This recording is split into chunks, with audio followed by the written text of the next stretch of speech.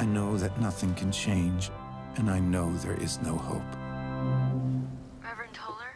Yes, Mary. You must come over. You must come over now. In the world, it's very easy to feel like you can't do anything. You need to be able to have hope in times of despair, but you also need to be aware that despair is real, that people do exist with despair, and you need to acknowledge it. Another point of the movie is about how, as individuals, you can generate hope through what you do. Okay, welcome back to Message Behind the Movie. As you may have noticed, that name has changed from Lights Camera Podcast to Message Behind the Movie.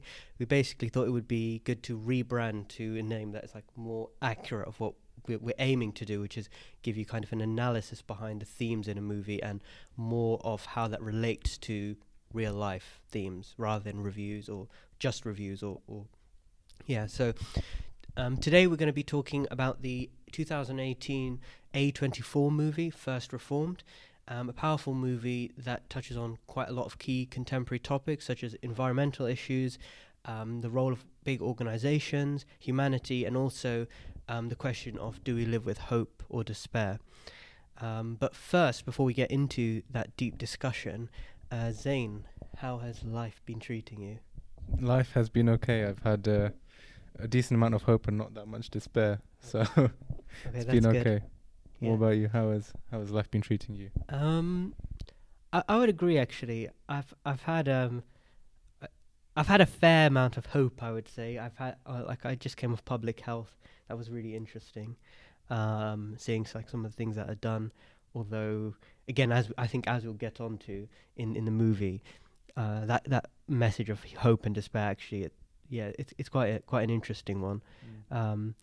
But as other than hope and despair, has anything interesting happened to you recently? Have you been up to anything? Well, I've just recently, you said you just finished your public health. I just recently finished my GP placement and just started A&E, which is quite a big change in environment, I guess.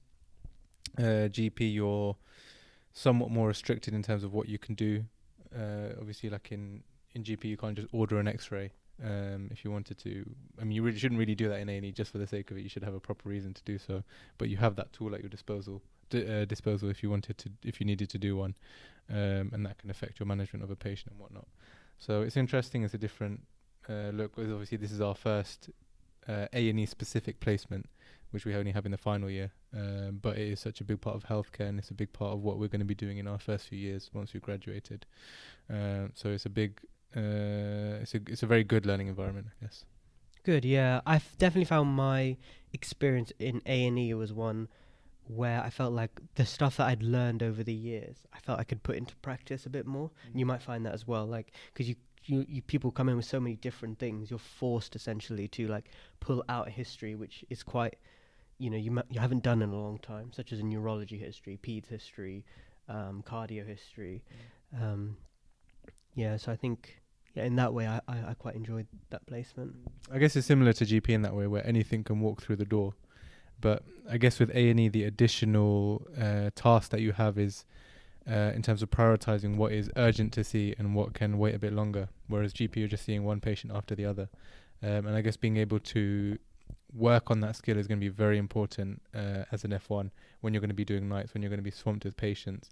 Being able to discern what is a priority for you to handle, what is potentially life-threatening, and what is something that can wait a bit longer. Because everything's going to seem urgent at first, but working on that skill, then that's going to really benefit you in the future, I guess. Yeah, no, I would agree. I'd agree with that. But yeah, other than placement, anything interesting? Not really.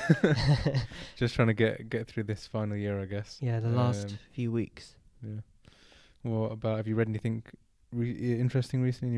Any books? Are you still reading the one you mentioned last time? I'm reading that. I also started reading another book called Status Anxiety, which is quite interesting. How many books do you read at one time? Oh, I can read quite a few. It's usually 2, but at the moment I'm reading about 3. I'm reading now 3. But I make notes on them, so I can kind of keep Oh, really? Yeah. I just do it on my phone, like the key points. And then I transfer it onto like a Word document. So then I have that as permanent thing, Yeah. just to look back on. I've thought of doing that, but then I don't know. I just feel like it's not. I feel like it breaks the flow a bit of reading, especially when you really get into it. Yeah. And I sometimes fall into a trap where I think everything is important, and I just make a note about almost every single thing, and I'm like rewriting the book. Yeah. I think what you should do is, which is what I do, is just read like quite a. It's difficult, but just read like quite a large amount, and then what you think just kind of comes to your mind as the main point. Again, it's easier said than done, and just kind of put that down. Because I found that's really, really helpful, because then kind of I can look back at books which I read last year and I still have those ideas which were there. Because otherwise I think you kind of forget them. Not entirely. But yeah, this book is really, really interesting, kind of talking about the concept of status in society. And again, we kind of have discussed it before, like just general in our friendship group. And we discussed it on our Parasite episode. Yeah. It was a big topic in that film. But yeah, that's quite interesting. But yeah, on to the topic at hand. Yes.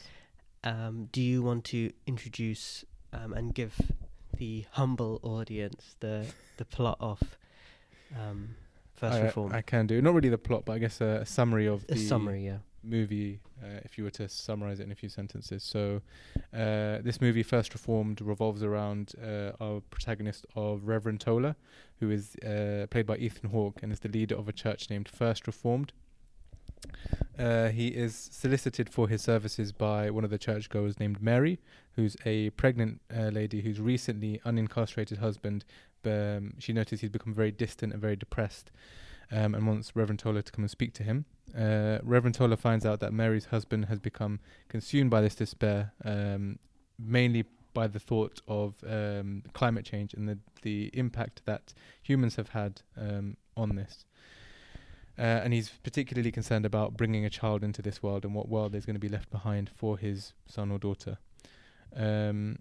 Through these kind of turmoils that Reverend Tola goes through or is exposed to, he has his own faith tested, and we witness him basically tackle a very spiritual, emotional, and physical turmoil, and we kind of see his descent almost into a madness, and how he then eventually comes out of that by the end of the movie. Spoilers. But yeah, I would say that's kind of a summary of the film without giving away too much in terms of what happens, but just an idea. Yeah. What would you say are your thoughts of the film after watching it? What were your thoughts going into it? Going into the movie, I think it was a mix of curiosity and I would say mainly curiosity, just because again, A24 films pretty much always cover big topics, deep topics, which are interesting. I think I was expecting something not as broad as what this movie offered. I was expecting something that focused far more on the environmental aspect, more like solely on the environmental aspect, but actually focus on more the broader topic of hope and despair, as has been mentioned already. And yeah, I think those were my expectations. And following the movie, I thought it had a lot more depth and breadth than I had expected. And I also quite liked the message at the end, which for me, just to kind of say it out early, is that basically we should live with hope. We should choose hope over despair, basically, and that should be through the reason should be basically through other people, and our ability as individuals, rather than on like perhaps a mass scale to enact difference, as he does with Mary and Michael. What about yourself? Yeah, I completely agree with everything you said, firstly. So for me, I mean, I told you that I've tried to watch this film before where I kind of like stopped partway through. But this time, obviously watching it all the way through, I think I paid a lot more attention to what was actually happening in the film this time. I think my expectations were a bit different last time, where kind of based on what I saw in the trailer, I didn't expect it to be as slow or as dark. I think I expected it to be dark, but I expected it for some reason to have a bit more of maybe like a comedic tone or a sarcastic tone, but I didn't really get that at all. But not having that expectation, I did enjoy it a lot more. for what it actually was. And I mean, the first thing that really stood out to me, both the first time I watched it and this second time, was the visual, like the aesthetic and the mood of the film. I mean, it's shot in the first thing that you notice is that the aspect ratio is different to a normal movie, where it uses more of it's like a 4:3, where it's like a more of a square shape. And to me, that if you think about why it might do that, it kind of symbolizes this idea of being trapped or being stuck, and not really having an escape from the despair, or from the things that cause your despair, and being forced to have to deal with it in some way. That's kind of what I took away from that. And the other thing that really stood out was the performance by our lead, Ethan Hawke. I haven't seen many of his movies, but this really stood out to me as like an amazing performance from him. I mean, you kind of see as I mentioned before, the turmoil that he goes through, and you really get a sense of that from the way he deals with things. You can see that he's trying to keep things together, because really in his community and to a lot of the people in the film, he's like a moral compass. So when he starts to have doubts, or when he starts to question his own faith, that leads to even more problems for him. And you really got a sense of that through his performance. So yeah, I'd say I really enjoyed it from this viewing. Yeah, no, that's I would totally agree with those comments. I think especially the thing about mood and tone of the movie, I would really agree with. For me, kind of furthering on from your comments about the aspect ratio, would be for me in terms of the way the film was shot as well. So a lot of the shots show very empty spaces. A lot of them show with the character kind of on the periphery rather than in the center of a screen. And again, a lot of the conversations in the movie are heavily just with one person in the shot. So kind of the conversation with the pastor, for example, and Reverend Toller is a lot of shots of just them as individuals. And for me, that kind of gave me a sense of almost the loneliness and isolation in this quite bleak world, and almost kind of a form of superficiality as well. And because the world does feel pretty lonely, to be honest. There's not that many people you see, actually, to be honest, in the whole movie. And again, that adds to this kind of almost feeling of despair, which is heavily contrasted then with the only scene in the whole movie where there is brightness and colour, which is when Reverend Toller and Mary do that kind of ritual together. That's the only time when there's actually some proper contact between two people in the whole movie. What did you think of that scene? I thought it was interesting. I thought it kind of leads on to one of my criticisms of the movie, but I thought it was quite interesting, and I like the idea that through that intimacy, then you kind of get all the color and thing in the movie. But then as he kind of moves out of that, he then starts seeing all these scenes of destruction. But my criticism of the movie would be, I think that even though there's a heavy focus on environmental issues and climate change, it isn't really shown in the movie. There's no real, other than through that kind of ritual, and then when Michael has his ashes scattered, it isn't really a prominent shown in the movie. And I think it may have been a bit better if they could have just included it a little bit more somehow to make it seem more at home rather than so much as a distant phenomenon, if that makes sense. Yeah, I understand. What about you? I actually kind of have the opposite criticism. Not really opposite, but I like that scene for what it was, but I do think when it started showing the destruction and this massive field of tires, I felt that it was a bit on the nose. Yeah. In terms of, because before that the message was quite subtle. It wasn't necessarily just subtle, but it was quite at the forefront of the film, but it was mixed in with the themes of faith and despair and hopelessness and that kind of thing. But here it was just literally just showing you images of pollution and these massive factories and things. But I don't think it was I think necessary. that was too. Yeah, I think that bit was kind of too on the nose. I think if they had included it, I don't know. I just feel like if they could have included it somewhere else other than in that bit with the ashes, it might have felt a bit closer. But actually, perhaps you're right. Perhaps part of it was what made the movie feel more I don't know, better was that it felt like something that was more kind of an aura there rather than just in your face. Yeah, that's definitely true. It's like a sense of it.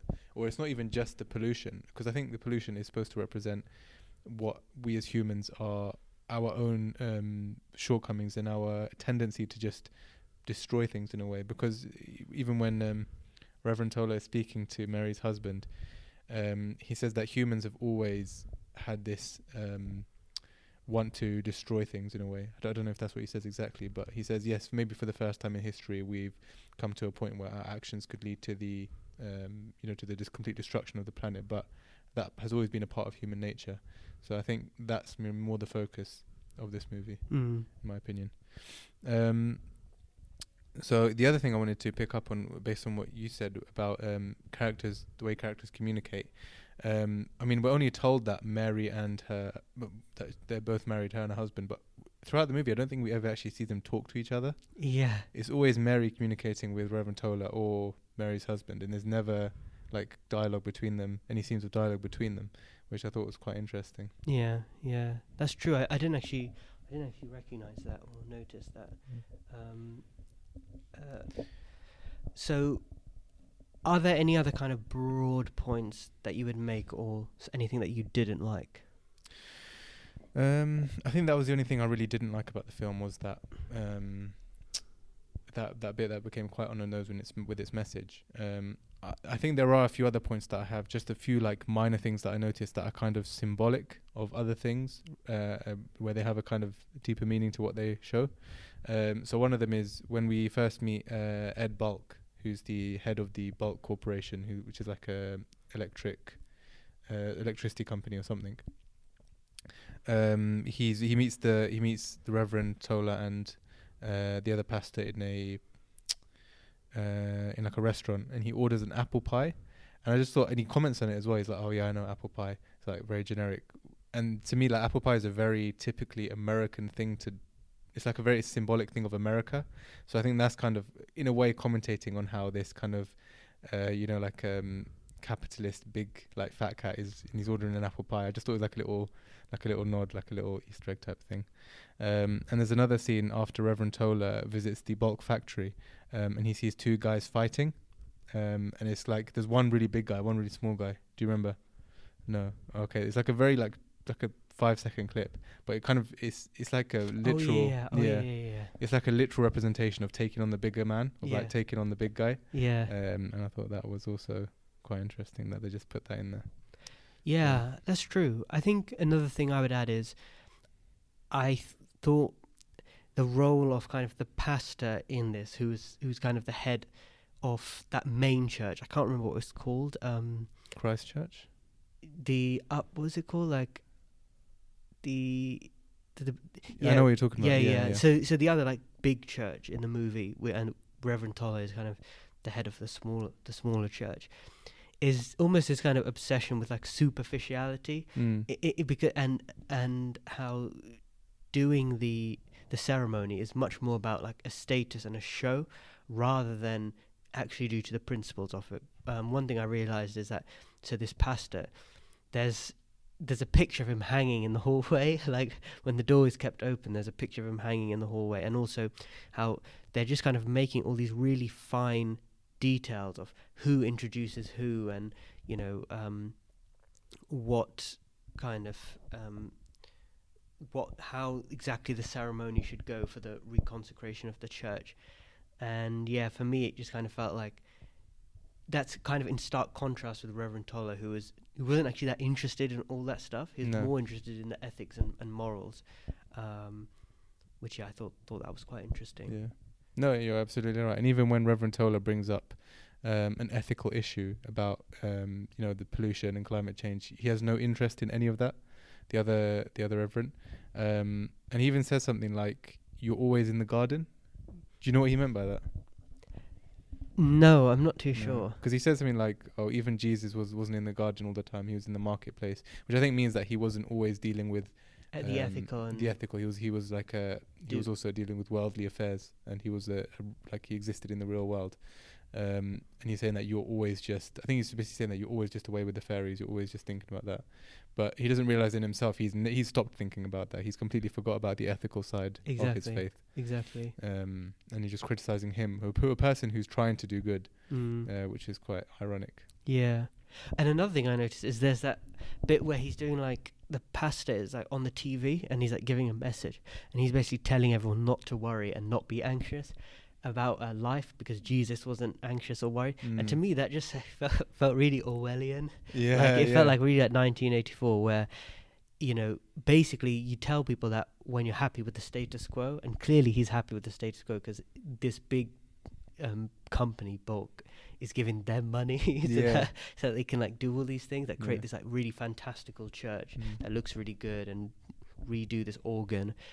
And yeah, it's just, it kind of leaves a bit of a bad taste in your mouth in the fact that, you know, change and wanting to make a difference comes from being anxious, comes from being worried, whereas like these kind of big organizations, big fat cats or whatever, don't want people to be like that because they want them, they're happy with the way things are. And I think that perhaps makes like a wider point again about, you know, society and how, you know, a lot of these big crazy companies, you know, they're happy with how things are because they're benefiting from it. Exactly, yeah.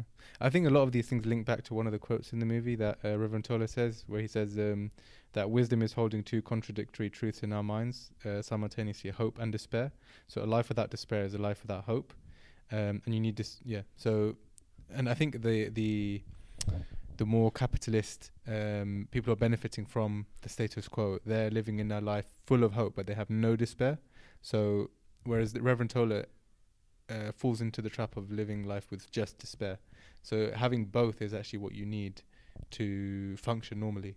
You need to be able to have hope in times of despair, but you also need to be aware that despair is real, that people do exist with despair, and you need to acknowledge it. Exactly. Like for him, he's just saying, don't be anxious. Yeah.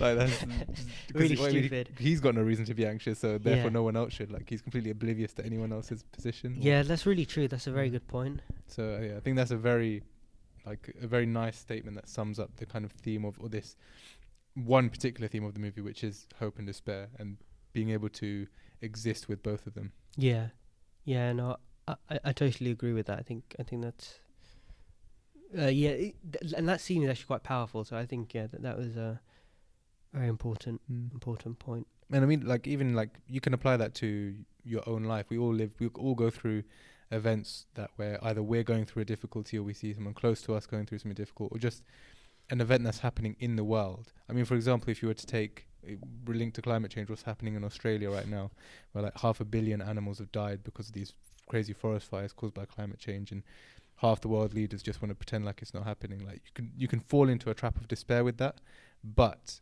you should have hope of things that are still trying to bring positive change, like charities that are doing good work, that kind of thing. So you shouldn't fall into a trap of just having despair, basically. Yeah, I agree. And I think another point of the movie is about how, as individuals, you can generate hope through what you do as an individual and your interaction with others. Because, for example, him helping these Michael and Mary, it's kind of unknown really by the wider community. There's no kind of audience looking. There's no kind of it feels very intimate and private. You know, we as the audience see how, you know, he's helping these two families. No one else really knows except when he informs Ed and those other guys. But actually, through him being able to help these people in a sincere manner, that should act as a form of hope, because he is doing something which is affecting someone's life, changing someone's life. And I think that's something which I definitely agree with, because I think in the world it's very easy to feel like you can't do anything, because as individuals sometimes, you know, there are sort of atrocities that go on and you just feel like I can't really do that much. But what you can do sometimes is recognize there is people who are good, but also in your own life try make differences that you can do. Absolutely. So yeah, Mm. I think that's something which I felt from this movie. Yeah. And even in the movie, the fact that he helps Mary, by the end of the movie, she saves him. Like when he's like, spoilers, but by the end of the movie, he's literally like about to drink bleach or something, and he's about to kill himself. But by seeing Mary, it kind of reinvigorates his want for life, and he kind of gets rid of that despair and kind of reinstates his faith in a way. I mean, it's not spelled out that way, but through his actions of not killing himself, he that's what we can draw from that.